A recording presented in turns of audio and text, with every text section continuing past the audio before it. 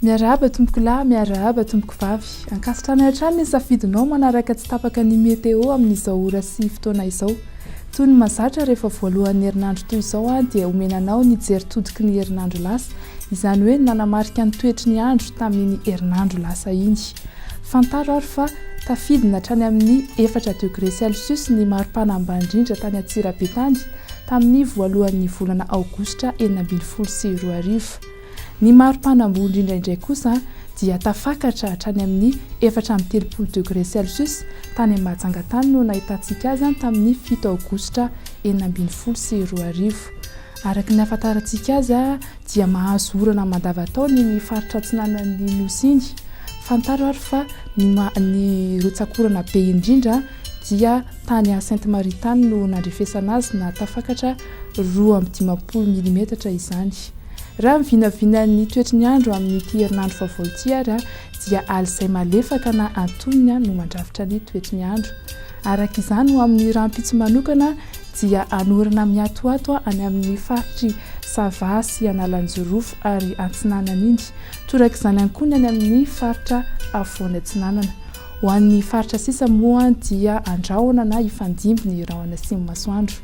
Ho amin'ny tolakandro indray kosa dia hitohy hatrany ny orana miatoato aty amin'ny faritry Sava sy Analanjorofo iny ary ho tsara hatrany ny andro, izany hoe hibalika amin'ny masoandro na ifandimby ny rahona atsimo-masoandro any amin'ny faritra sisa. Fantaro anefa fa andrivotra ny andro any amin'ny ray apatelo avaratry ny nosy iny. Mahakasika ny maripana ary dia ho amin'ny herinandro vaovao ity dia somary nahitana fiakarany ny maripana ambany indrindra hatramin'ny alarobia ho avy izao, izany hoe ho amin'ny alakamisy dia somary ahitana fidina izany aty amin'ny faritry ny afovoantany aty.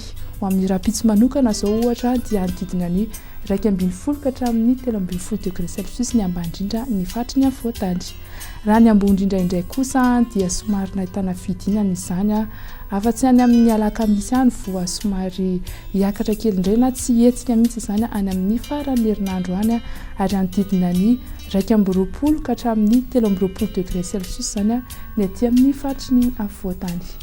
Raha mikasa ny hivoaka any amin'ireo tanan-dehibe manodidina ny Madagasikara kosa indray ary ianao dia fantaro fa andrahoana ny andro any Paris sy Nairobi, ifandimby ny rahona atsimo-masoandro any Milan ary hibalika be masoandro any Johannesburg, toy izany koa ny any Bangkok ifandimby ny rahona atsimo-masoandro. Ho amin'ireo nosy manodidina Madagasikara ary dia fantaro fa ifandimby hatrany ny rahona atsimo-masoandro any amin'izy ireo, izany hoe any Port-Louis, Seychelles, Comores ary Saint-Denis. Dia izay no mamarana ny toetry ny androntsika ho amin'ny ity anio ity, manome fotoananao amin'ny manaraka indray. Veloma tompoko.